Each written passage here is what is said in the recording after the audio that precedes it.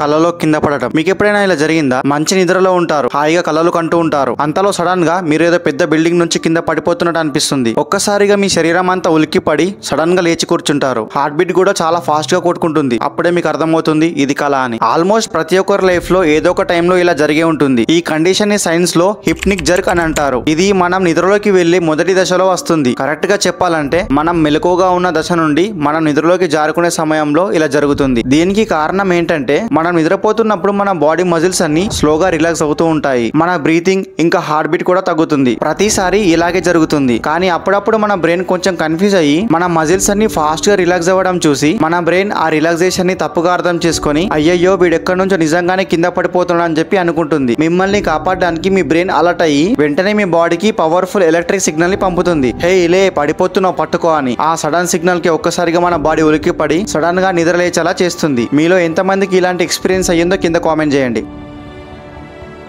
మనం చూడలేని రంగులు. మన కళ్ళు ఎన్నో రంగులను చూడగలదు, రెడ్, బ్లూ, గ్రీన్, ఎల్లో. కానీ మీరు ఎప్పుడైనా ఆలోచించారా మనం చూడలేని రంగులు కూడా ఉన్నాయా అని? ఎస్, ఉన్నాయి. వాటినే ఇంపాసిబుల్ కలర్స్ అని అంటారు. మన కళ్ళల్లోని సెల్స్ కొన్ని రంగులను కలిపి చూడలేవు. ఎగ్జాంపుల్ కి మీరు ఎప్పుడైనా రెడ్డిష్ గ్రీన్ లేదా ఎల్లోయిష్ బ్లూ చూసారా? మీరు చూడలేరు. ఎందుకంటే మన బ్రెయిన్ ఆ రంగులని ప్రాసెస్ చేయలేదు. రెడ్ కలర్ ని చూస్తున్నప్పుడు గ్రీన్ ని చూసే ఛానల్ ఆగిపోతుంది. అలాగే బ్లూ ని చూస్తున్నప్పుడు ఎల్లో చూసే ఛానల్ ఆగిపోతుంది. కానీ చిన్న ఎక్స్పెరిమెంట్ తో మన బ్రెయిన్ ని కన్ఫ్యూజ్ చేసి ఆ కలర్స్ ని మనం చూడొచ్చు. ఒక బ్లూ ఆబ్జెక్ట్ ని నిమిషం పాటు కళ్ళు ఆర్పకుండా చూడండి. వెంటనే ఒక ఎల్లో ఆబ్జెక్ట్ మీదకి మీ కంటి చూపుని మార్చితే ఆ ఫ్రాక్షన్ ఆఫ్ సెకండ్ లో మీ కళ్ళు అలసిపోయి మీ బ్రెయిన్ కన్ఫ్యూజ్ అవుతుంది. అప్పుడు ఆ రెండు రంగులు కలిసిన ఒక కొత్త కలర్ ని మీరు చూడొచ్చు. ఆ కలర్ ని కొందరు స్టైగెన్ బ్లూ అని అంటారు. మీరు చూసే కలర్ ప్రపంచంలోనే ఒక ఇమాజినరీ కలర్. మన మైండ్ యొక్క మ్యాజిక్. ఒక ఫేక్ మెడిసిన్ ని అంటే ఒక పని చేయని మందుని మనం పనిచేస్తుందని గట్టిగా నమ్మితే పనిచేస్తుందా? ఎస్, పనిచేస్తుంది. దీన్నే ద ప్లాసిబో ఎఫెక్ట్ అని అంటారు. దీన్ని టెస్ట్ చేయడానికి 1955 లో డాక్టర్స్ ఒక ఎక్స్పెరిమెంట్ చేశారు. జబ్బు పడిన కొంతమందిని తీసుకుని వాళ్ళని రెండు గ్రూపులుగా డివైడ్ చేశారు. మొదటి గ్రూప్ కి నిజమైన మందు ఇచ్చారు. రెండో గ్రూప్ కి ఇది నిజమైన మందు అని చెప్పి అందులో ఎలాంటి మందు లేని ఒక షుగర్ పిల్ ని ఇచ్చారు. ఆశ్చర్యకరంగా ఆ షుగర్ పిల్ తీసుకున్న వారిలో కూడా చాలా మందికి ఆ జబ్బు నయమైంది. ఇది ఎలా పనిచేసిందంటే మనం ఒక మందును తీసుకుంటున్నాం, అది నిజంగా పనిచేస్తుందని గట్టిగా నమ్మితే మన బ్రెయిన్ దానంతటదే నేచురల్ పెయిన్ కిల్లర్స్ ని రిలీజ్ చేస్తుంది. వాటిని ఎండోర్ఫిన్స్ అంటారు. ఇవి మన నొప్పిని, బాధను తగ్గిస్తాయి. అంతేకాదు మన స్ట్రెస్ ని తగ్గించి ఇమ్యూన్ సిస్టమ్ ని బూస్ట్ చేస్తుంది.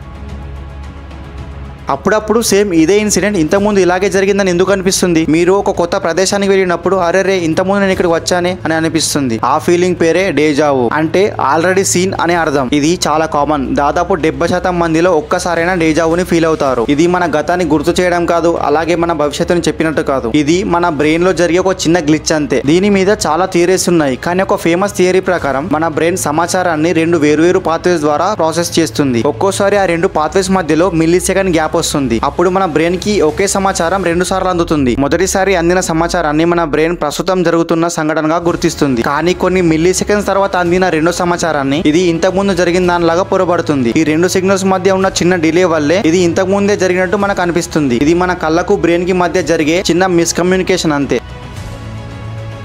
రోమన్స్ యూరిన్ తో నోరు పుక్కిలించేవాళ్ళు. కొన్ని వేల సంవత్సరాల క్రితం రోమన్స్ వాళ్ళ పనులు తెల్లగా మెరవడానికి వాళ్ళు యూరిన్ తో నోరు పుక్కిలించేవాళ్ళు. మళ్ళీ వాళ్ళు వాడింది మామూలు యూరిన్ కూడా కాదు, పోర్చుగల్ లో స్టోర్ చేసిన పాత యూరిన్ ని ఇంపోర్ట్ చేసుకుని దాన్ని వాడేవాళ్ళు. ఎందుకంటే యూరిన్ నిల్వ ఉన్నప్పుడు దాంట్లో అమోనియా అనే కెమికల్ తయారవుతుందంట. ఈ అమోనియా ఒక మంచి క్లీనింగ్ ఏజెంట్ లాగా పనిచేస్తుందంట. ఇది బట్టల మీద మరకలను ఇంకా పండ్ల మీద ఉన్న గారలను పోగొట్టి తెల్లగా చేస్తుందని వాళ్ళు నమ్మేవారు. అందుకే అప్పట్లో యూరిన్ కి వాల్యూ ఇంకా డిమాండ్ ఉండేది. దాన్ని కొనడానికి అమ్మడానికి ట్యాక్సులు కూడా వేసేవారు. మరి ఈ యూరిన్ మౌత్ వాష్ మీకెలా అనిపించిందో కామెంట్ చేయండి.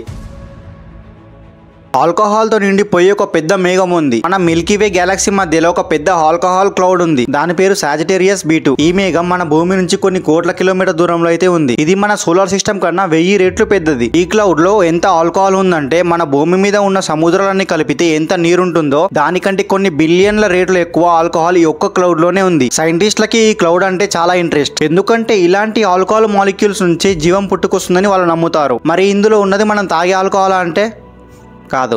ఆల్కహాల్ ని ఇథనాల్ అంటారు, కానీ ఇందులో ఉన్నది వినైల్ ఆల్కహాల్. దీంతో పాటు చాలా కాంప్లెక్స్ మాలిక్యూల్స్ కూడా ఉన్నాయి. ఈ ఆల్కహాల్ ని ఎవరు కూడా తాగలేరు.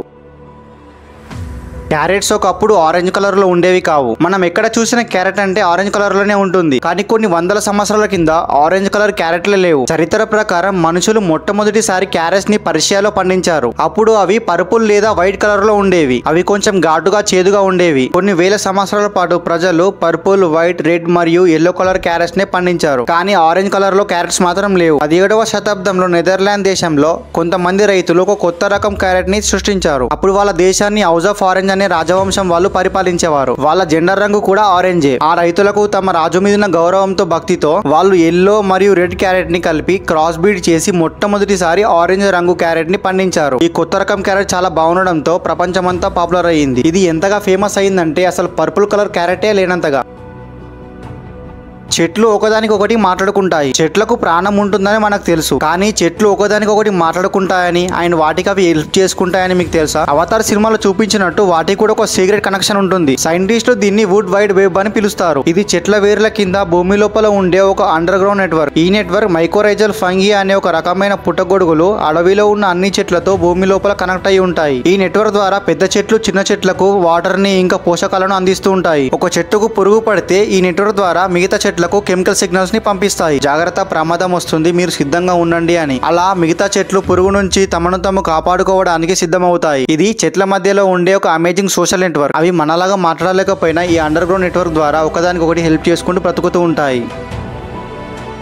చాక్లెట్స్ ని ఒకప్పుడు డబ్బుల్లాగా వాడేవాళ్ళు. మనం షాప్ కి వెళ్లి డబ్బులు ఇచ్చి కొనుక్కొని తినే చాక్లెట్ ని ఒకప్పుడు ఏదైనా కొనుక్కోవడానికి డబ్బుల్లాగా వాడేవాళ్ళు. చాలా సంవత్సరాల క్రితం సెంట్రల్ అమెరికాలో నివసించే ప్రజలు కోకో బీన్స్ అంటే చాక్లెట్ తయారయ్యే గింజలను చాలా పవిత్రంగా, విలువైనవిగా చూసేవాళ్ళు. ఆ గింజలను డబ్బుల్లాగా వాడడం మొదలు పెట్టారు. సంతకు వెళ్లి కూరగాయలు, బట్టలు, పనిముట్లు కొనుక్కోవడానికి డబ్బులకు బదులుగా కోకో బీన్స్ ని ఇచ్చేవాళ్ళు. వాళ్ళు ప్రభుత్వానికి ట్యాక్సులు కూడా ఈ గింజల రూపంలోనే కట్టేవాళ్ళు. అప్పట్లో కొందరు దొంగలు ఈ గింజలను దొంగలించడం, ఇంకా నకిలీ గింజలను తయారు చేయడం కూడా చేశారట. ఆ తర్వాత స్పానిష్ వాళ్ళు వచ్చి ఆ ప్రాంతాన్ని ఆక్రమించుకున్నాక నెమ్మదిగా ఈ కోకో కరెన్సీ వాడటం ఆగిపోయింది. వాటంతట అవే కదిలే రాళ్ళు. ఒక రాయిని మనం కదిలిస్తే తప్ప అవి కదలవు. కానీ అమెరికాలో డెత్ వ్యాలీ అనే ఎడారిలో వాటంతట అవి కదులుతాయి. వాటి వెనుక 100 అడుగుల పొడవైన చారలు కూడా ఉంటాయి. ఈ వింతైన ప్రదేశాన్ని రేస్ ట్రాక్ ప్లేయా అంటారు. చాలా సంవత్సరాల పాటు ఈ రాళ్ళు ఎలా కదులుతున్నాయో ఎవరికి అర్థం కాలేదు. అవి రాత్రిపూట కదులుతాయి, కానీ అవి కదిలేటప్పుడు ఎవరు కూడా చూడలేదు. దాంతో జనం రకరకాలుగా కథలు చెప్పేవారు. ఏలియన్స్ కదుపుతున్నాయని, అక్కడ ఏదో మ్యాజిక్ ఉందని అనుకునేవారు. 2014 లో సైంటిస్టులు దీని వెనుక ఉన్న రీజన్ కనిపెట్టారు. ఇవి జరగాలంటే ఒకేసారి 3 కండిషన్స్ కలవాలి. మొదటిది, ఆ ఎడారిలో వర్షం పడి ఆ నేల మీద కొంచెం నీరు నిలవాలి. 2, రాత్రిపూట చలి విపరీతంగా పెరిగి ఆ నీరు ఒక పలుచటి మంచు పొర లాగా గడ్డకట్టాలి. 3, ఉదయాన్నే ఆ మంచు కరగడం మొదలవగానే గాలి బలంగా వీయాలి. అప్పుడు ఆ పెద్ద పెద్ద రాళ్ళు కింద ఉన్న జారుడు మంచు మీద గాలికి నెమ్మదిగా కదులుతూ ముందుకు జరుగుతాయి. అవి కదులుతున్నప్పుడు కింద ఉన్న మెత్తటి మట్టి మీద చారలను ఏర్పరుస్తాయి. ఈ 3 కండిషన్స్ చాలా అరుదుగా కలుస్తాయి కాబట్టి ఈ రాళ్ళు ప్రతి సంవత్సరం కదలవని సైంటిస్టులు కనుక్కున్నారు. అండ్ ఫైనల్లీ ఈ వీడియోకి అయితే ఇంతే. ఇందులో మీకు ఏ ఒక్క ఫ్యాక్ట్ నచ్చినా ఈ వీడియోని లైక్ చేయండి అండ్ తప్పకుండా సబ్స్క్రైబ్ చేసుకోండి.